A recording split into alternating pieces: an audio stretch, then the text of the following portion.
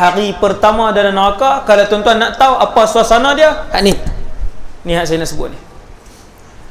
Semua kejar iblis, keseluruhan syaitan, keseluruhan jin dan manusia yang ada di neraka lah, pakak ligan iblis.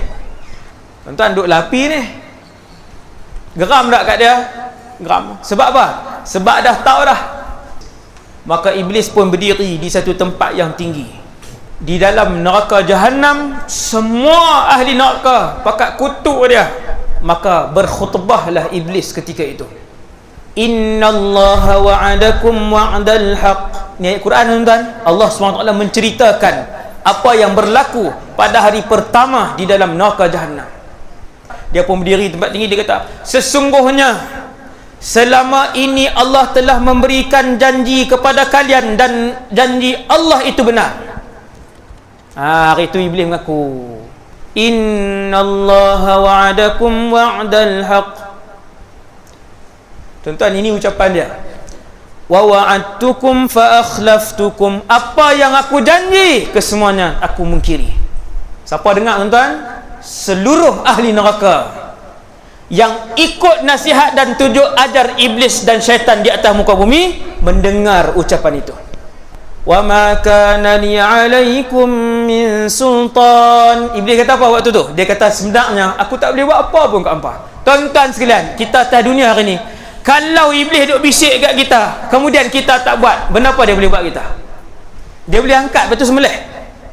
Boleh. Ni iblis bagi tahu. Sebenarnya kalau kalian engkar arahan dan nasihat aku, sedikit pun aku tidak boleh memudaratkan kalian. Betul tak? Illa an da'utukum fastajabtum li. Aku hanya bisik dan tunjuk tempat-tempat jahat dan lorong-lorong jahat, kemudian kalian yang ikut. Fala talumuni walumu anfusakum. Jangan hari ni salahkan aku, salahkan diri kamu yang bodoh. Tu saya tambah. Ma ana bimusrikhikum. Aku tak paksa kamu pun. Wa ma antum bimusrikhi. Dan hari ni jangan paksa aku apa-apa. Tu last. Maka kata iblis, aku lepaskan diri daripada semua ni.